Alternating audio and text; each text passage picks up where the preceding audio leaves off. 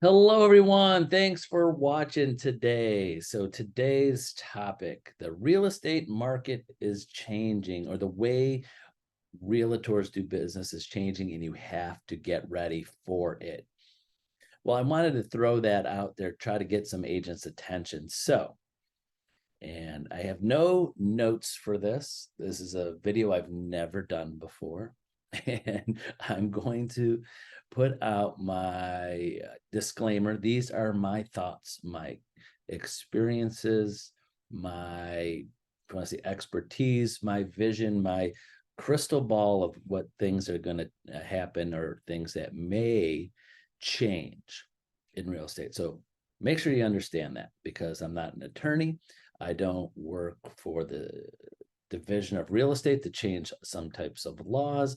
I don't work for the National Association of Realtors to give you my view on that. But for all the realtors out there that have been watching the news about the lawsuit against NAR and some franchises, I'm not going to go over all the different lawsuits and franchises, but my experience, I've been in the business 30 years.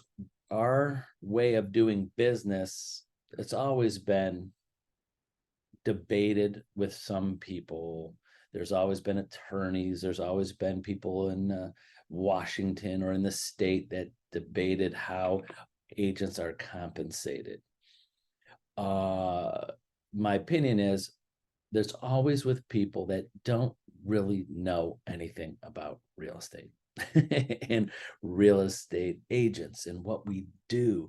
People buy and sell properties very few times, a couple times in their lifetime. Some people once in their lifetime, and they become a real estate expert of how commission and compensation should be. So I'm not going to go through any numbers and percentages or things like that. But the one thing I know, these are one things I know, is that in 30 years of real estate and all different kinds of markets, extreme buyers markets. When I got into real estate, there was so many houses on the market. I might take a listing at 6 months, maybe. I was shooting for 9 months to a year listing period, because we didn't sell houses within 3 months, maybe 6 months. And sometimes it would take, if you took a 3-month listing, then you were probably guaranteed to lose that listing. It would expire, and we would get they would get another agent and for 3 months, and they would get another agent for another 3 months, and it would sell between 6 and 9 months. That was kind of the things that were happening, is that we were very, as agents, very skilled at the relist when listings expired. So please take this the right way, hopefully, to all the agents out there. If you haven't been in different types of markets, an extreme buyer's market, extreme seller's market, you don't have all the experiences out there. If you've been licensed less than 10 years, my opinion, if you've been licensed 13 years, since about 2008, one market of just getting, the tail end of a buyer's market after 2008 into an extreme seller's market, and you haven't been back to that. So things happen today. The things that I know in all the different markets I've been into, realtors are always needed. When I thought, because I've never been up until the last few years in an extreme seller's market, I thought for 20 years that maybe when it's an extreme seller's market, maybe more people would start selling their houses themselves, because they don't need us to sell their house. Please, I'm saying this. You could take this as an exact statement from me. People do not need realtors to sell their house. They could throw a sign up. They could put it online. They could call Zillow. They could, send out their own Facebook ads. My house is for sale, FSBO. They don't need us. to sell their house. Because years ago, when it was a buyer's market, I thought, you need us to sell our house. There's no way. Back 20 years ago, there wasn't very limited marketing, and they needed us to help market the house and take great pictures and advertise other agents and in magazines. And we would spend a lot of time and money marketing properties, so much because it would take months and months to sell. But when we went through the extreme seller's market, and the percentage of people still in the 95 percentile were using realtors, it hit me that even more than ever before do they want us and need us. Then it shifted because those sellers knew the value of a realtor. They knew the value of the marketing, the expertise, reaching the most buyers, and time. The good listing agents explain to the sellers, this is the key to what's going on in our industry. A very, very, very good listing agent explains how important they are to the process, but they also explain how much more important are all the buyer's agents that are looking at their house, not just the buyer's agent that sells your house. It's all the other ones that don't get your house. So let me paint you a picture. So without going into detail, the things legally happening, and I'll just give you a little synopsis of it, is that the legal things happening against NAR and some other brands is the basis that we as realtors force sellers to pay buyers' agents.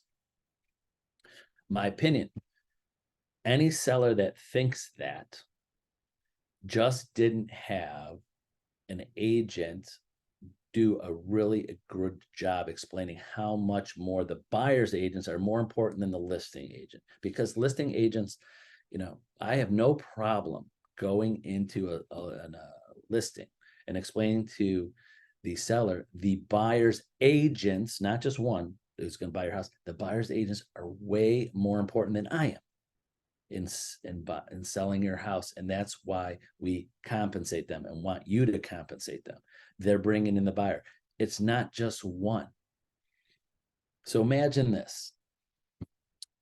And I'll just go in a little bit of training. I could go on and on this, and why I'm trying to show you my view of why buyer's agents are very much more important than listing agents. Is that, especially in this market, in seller's market, imagine there's a house for sale in an extreme seller's market. Could be in a market right now. I've had a couple agents call me and said, oh man, I got this listing just went up. I've got so many showings every half hour on the half hour. Imagine 10, 15, 20 new buyers call the listing agent every day without an agent saying, I need to show your property. I want to see the property. Just buyers. This listing agent doesn't have time to show all those properties. And then all of a sudden, after a day or two, you got 30 different buyers in there, 40 different buyers in that view of the house. And then 15, 20 of them want to write offers on the property.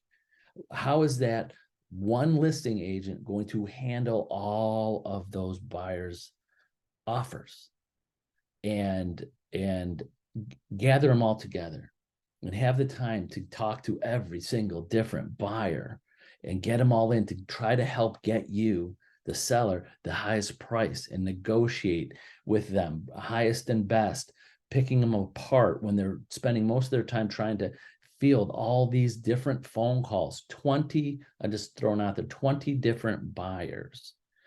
So the point I'm getting at, the more attractive a seller's house is, the more hot that house is in a hot market, in my opinion, they think it's going to sell fast and sell high, over asking.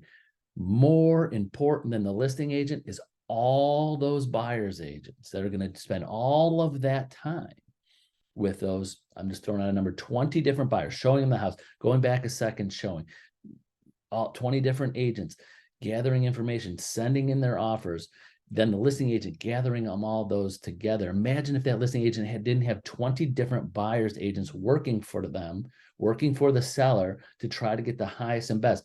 All those 20 buyers agents are trying to do their best to help you as a seller, the seller, get the best price and get your house in terms for you and their buyer. And guess what? If there's 20 buyers agents, 20 buyers, one's going to get the house. What happens to all those other 19? They earn nothing. All of their time for free. All of their time is invested in their buyer and is invested in that seller that didn't compensate any of those 19 other buyers agents and buyers for all of their time, that probably those 19 buyers agents, my opinion, that's it, those 19 buyers agents that seller did not compensate to help that seller get the best price and the best terms from that one last person, because it was a multiple offer situation. And that seller is asked to compensate that buyer's agent for getting that buyer in there and to represent them. Would that be able to happen? My opinion, would that be able to happen with one listing agent within a couple of days without 20 buyers agents, and all of those agents, 21, your listing agent, and 20 buyers agent helping you, and 19 got nothing, invested their time?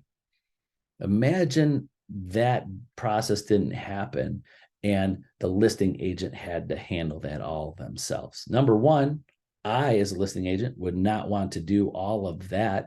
That's too much. There's not enough hours in the day to handle all those calls and all the showings and bring in all the offers. And some people want DocuSign. Some people want .loop. Some people want, I'm going to meet personally and sign in. How is that possible without 20 different people working together? Not together, but 20 people. You got, so some sellers, my opinion, keep on throwing that in there, don't realize how many agents have the past sellers they don't realize how many agents really worked to help them indirectly get the best price and the best terms and earned no commission. So not going into numbers, I'm just going into the theories here. So this is why we have, for 100 years of being real estate, and 30 years of I've been real estate, we've had this free market system of compensation to, number one, what was our goal? Seller side, buyer side, the number one goal has always been to get the seller's house sold. And then, of course, when you have buyers and sellers, buyers are represented by buyers. Their goal is to get your house sold. Still, they work for the buyer. They represent the buyer, but they're still helping you sell your house. And they're bringing the buyer to the best terms for both of you. They're working for the buyer and trying to look out for their best interest and make sure it's not crazy for them, but their goal is to sell your house to their buyer. Everybody has that goal. All those 20 agents in that scenario were trying to sell your house, Mr. and Mrs. Buyer or seller, and 19 of them earned nothing. So there's so many levels to sell a house, and there's so many people involved that you don't even realize sometimes, and you just look at the figure at the bottom line. But again, in my opinion, this is why, one of the reasons why sellers use realtors, because of all of that. Imagine you're a seller and you're trying to go to work and you're trying to have a life, and you have kids, and you got buyers calling you, driving by, knocking on your door, trying to get in the house. Oh, and then we want to come back a second time, and we're showing up, and I need questions answered. What about this? What about this? Again, what I'm trying to say is, and I've said it before and I'm going to say it again, During that time, you're in a multiple offer situation. There's 20 buyers through. There are over 20 people working on the sale of your home. One person can't handle that. A seller by themselves can't handle that. There's not enough hours. There's 20 different, even those buyers, any buyers agents that's watching this, they know, oh my gosh, I've been through multiple offers several times. I don't know how many hours I put into it, showing the house, getting them in there as fast as possible, dropping what I'm doing, writing up an offer up till midnight, emailing, talking, texting to these buyers because they want to get their offer in. And it takes me all day to write it up and go back and forth, answer their questions, writing up the terms, getting it. Trying to do that 20 times, it's impossible. There's not enough hours in a day. And any buyer's agent working with one buyer, writing one offer in a day with lots of questions and lots of concerns and making sure it's right, they know it takes up all of their time. So that's the point I wanted to make today, is that when I said my topic was really just to get your attention, to tell you this, but my opinion, keep on saying that, the real estate market is not changing. How we do business, buyers agents, sellers agents, there might be some tweaks to it, but this is a system that is proven, that has been working for decades. No one is getting the short end of the stick. We have proof in the numbers. 95% of people use realtors in all markets over the last 30 years. That hasn't changed. I thought for sure when I first started in real estate, there's going to be big dips, and all of a sudden we would get to 50% of the people are using realtors, 50% are not. It hasn't, because the value's there, and there are opportunities. My opinion and my facts. There are options. Sellers can sell their house themselves. They could find a discount company that just throws it on the internet. They could call Zillow. They could go onto other websites. They could, like I said, they could do all of that. This is not a requirement. They do not have to use a realtor. No realtor. There's no one out there saying, forcing sellers, you have to use a realtor. It's a free market. They get to choose if they think the value of the services. And yes, compensation varies between different agents and different companies. They could interview 5, 6, 7, 10. They could put them against each other. Okay, this one is, I hear that all the time. Hey, I got a listing. This one over here offering this percent. That one, that company's offering that percent. What will you do? It's open. They know it's a negotiation. But that buyer's agent compensation has been the important aspect of it. Has been a very, very important aspect of it, because we as realtors know the value of that. Like I just explained, the listing agents know the value of it, but sometimes we as agents, this is one of the things that we have to tweak, I think, a little bit, is do more explaining. Example, exactly what I just said, explaining why this is. Usually sellers have so much else going on in their lives. They just sign the listing agreement. They don't read it all. They don't ask enough questions sometimes. And sometimes, like in this case of what's going on in real estate world, then they go back and go, I think I was duped of why I had to compensate somebody else because it didn't ask enough questions. And there are some agents that just don't know how to explain it better. You know, you go talk to 10 different agents that are going to say different things that are about the same. Some are going to go into detail. Some might not go into detail.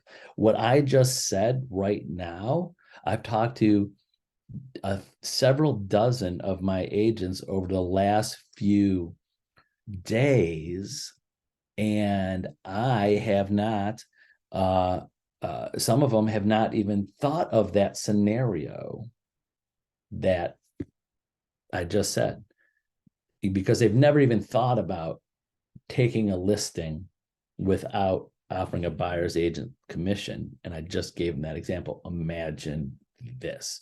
Like, wow, I'd never even really imagined that, because we've never let ourselves get to that point. So the next level, I'll say, I mean, I could go on forever, And if anybody wants to reach out to me, I'll be happy. There was an article by a gentleman that works for the Bright MLS, which is one of the largest MLSs in the country, or it might be the largest. It's one of the largest, about how if our industry changes about how we compensate buyers agents and how representation of buyers, if that changes. Right now, everybody's on the same playing field, which is nice. The people in lower incomes and lower price houses to the people that are multimillionaires. We as realtors, the best thing, one of the best things about us is that we are equal with everybody compensation wise, within reason. That's a good thing. That's a good thing, because the way a buyer that's buying a lower end home, their first home, they don't have much finance, they don't have much money to put down, their first time home buyers, or they've been renting their whole lives and they've been scraping, they've been working hard to get their credit going, and they just want representation to buy their first house. And if we take away their ability to help of who represents them and who compensates them, if we change the system, it affects them more than the people that have $1 million house. Those people at $1 million house, they could afford, if they want to pay their own buyer's agent, they could afford to do it. Hopefully they can, and hopefully they would. If something changed, they would afford it. But the people that this, if our system changes, because right now it's fair for everybody. It's fair for everybody. If you don't have enough money to barely get a down payment, put barely enough for your closing costs, and you're approved financially for a loan, you could get a home and you could get 100% representation and a great agent to help you. But if you take that away, it could be a major problem for first-time home buyers, people that have been renting, the people, I feel, my opinion, the lower end of the spectrum of income and affordability, it's going to take them out of the market. That's not fair. That's, in my opinion, a possible fair housing problem. So there's so many different levels of thinking about what's happening in our real estate industry, of people trying to change it. Ultimately, I don't think it's going to change. I really don't, because the system is working so well. 95% of people see the value in it.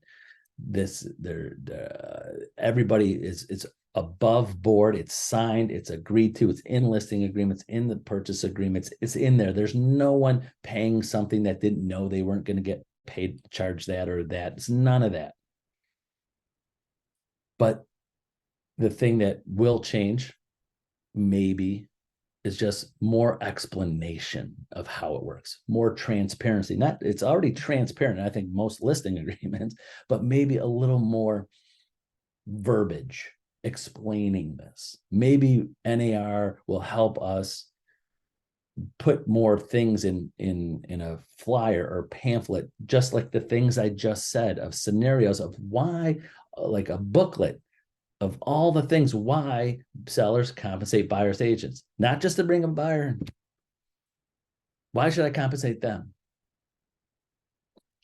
If when there's so many things that sometimes us agents forget about, because it's just the things we do, you do things over years, decades, systems of how we do things. Sometimes we forget all of the benefits of that.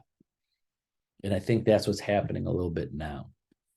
So anybody wants to call me, text me, debate, brainstorm, I'm happy to do it. I'm not saying CNN is not calling me for my opinion, but with 30 years of real estate, over 500 active agents, I'm on the phone every 15 minutes with a new agent. Just missed my last call. Sorry to my agent that was calling me. Thought I would get this done by 1:30, but I didn't.